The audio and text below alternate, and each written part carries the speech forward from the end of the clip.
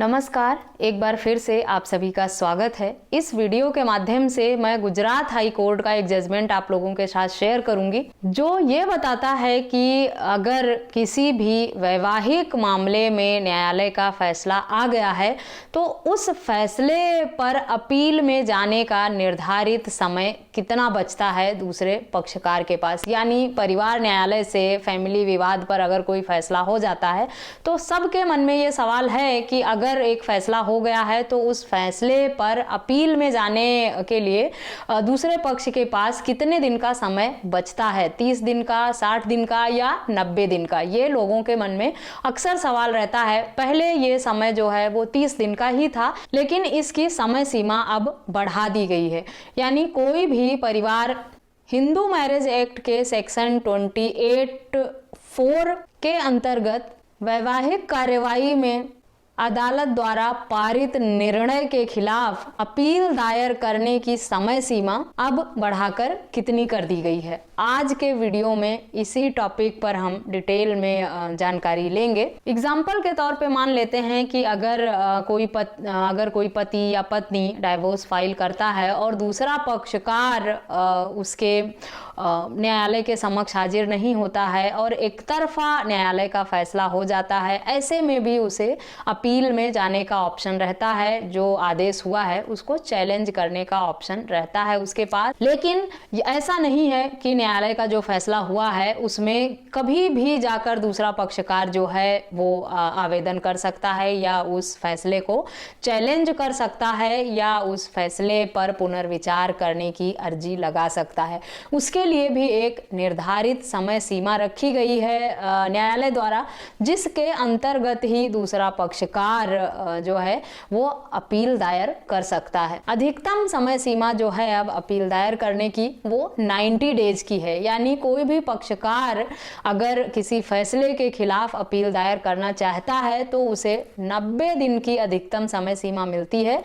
यानी उस आदेश पर पुनर्विचार करने की, पुनरीक्षण की या उस आदेश के खिलाफ या उस आदेश से सहमत नहीं है, उसके खिलाफ उसे अर्जी लगानी है तो उसके पास 90 दिन का समय अवधि होता है। 90 डेज के अंदर दूसरा पक्षकार अपील दायर कर सकता है। उसके बाद ये मौका उसके हाथ से निकल जाता है। यानी वो अगर 90 दिन से अधिक समय बीत जाता है तो दूसरे पक्षकार को अपील में जाने का अधिकार नहीं रहता। इसी तरह के एक मामले पर ये गुजरात हाई कोर्ट का मामला है जिसका जजमेंट आप लोगों के साथ में शेयर करूंगी। हाल ही में गुजरात हाई कोर्ट ने फैसला सुनाया कि वैवाहिक कार्यवाही में अदालत द्वारा दिए गए फैसले के खिलाफ अपील दायर करने की सीमा अवधि 90 दिन की है। Justice A.J. देसाई और justice M. Sareen limitation act की धारा 5 के तहत दायर याचिका पर सुनवाई कर रहे थे, जिसमें शीर्षक वाली पहली अपील दाखिल करने में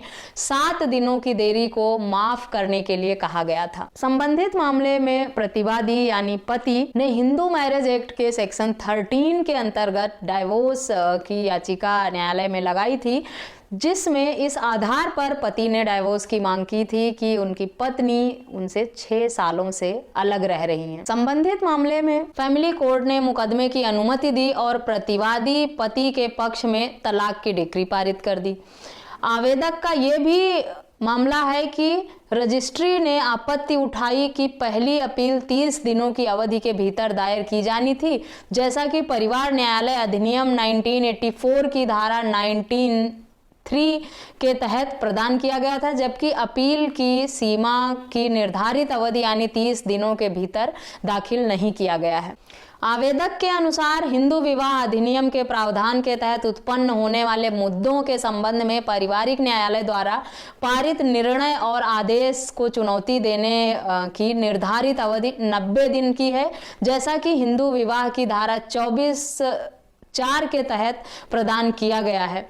अधिनियम की अधिनियम और इस प्रथम अपील निर्धारित समय सीमा के भीतर दायर की गई है। संबंधित मामले में पीठ के समक्ष जो विचार का मुद्दा था वो ये था, क्या प्रथम उक्त अपील दाखिल करने के 7 दिन के विलंब को क्षमा करने के लिए आवेदक द्वारा दायर किया गया आवेदन स्वीकार किया जा सकता है या नहीं।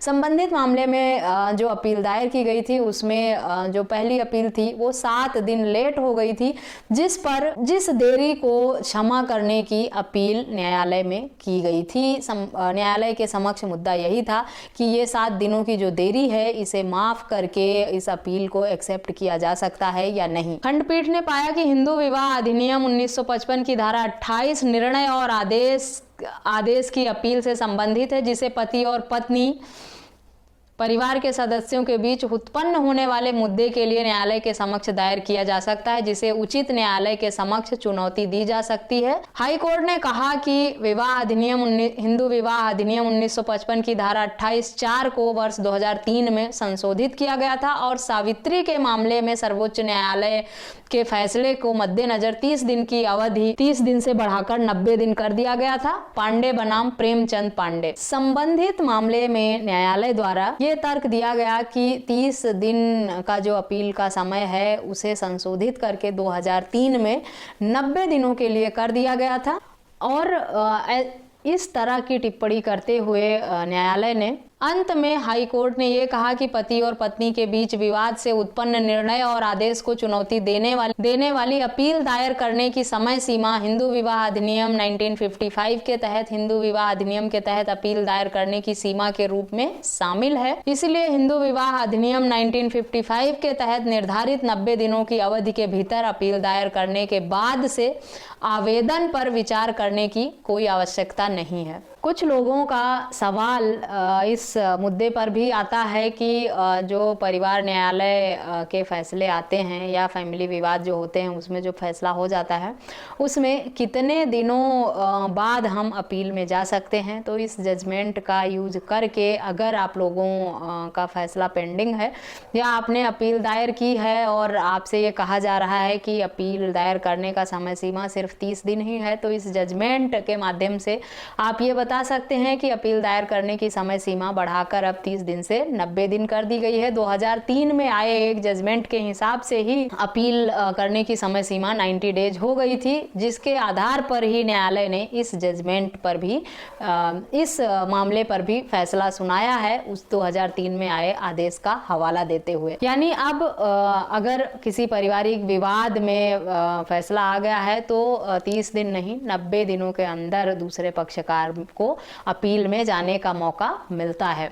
90 दिनों के अंदर आप जो पहले से फैसला आ चुका है न्यायालय का उस पर अपील में जा सकते हैं और पहले से आए हुए फैसले को चैलेंज कर सकते हैं या पुनर्विचार की मांग कर सकते हैं। आशा करती हूँ ये जजमेंट भी आपके लिए यूजफुल होगा कि अपील में जाने को लेकर जो आपके मन में सवाल था इस जजमेंट को पढ़कर समझकर अब क्लियर हो गया होगा और इस जजमेंट का लाभ लेकर आप लोग अपने हक में फैसला भी ले सकते हैं। इस वीडियो में बस इतना ही। जजमेंट का लिंक वीडियो के डिस्क्रिप्शन बॉक्स में मैं दे दूंगी, वहां से डाउनलोड करके पढ़ सकते हैं और अगर आप यूज करना चाहें तो अपने केस में यूज भी कर सकते हैं। इस तरह के किसी अन्य टॉपिक पर अगर आप जानकारी चाहते हैं तो मुझे ईमेल, व्हाट्सएप या कमेंट करके पूछ सकते हैं। मिलते हैं नेक्स्ट वीडियो में, तब तक के लिए थैंक यू एंड बाय।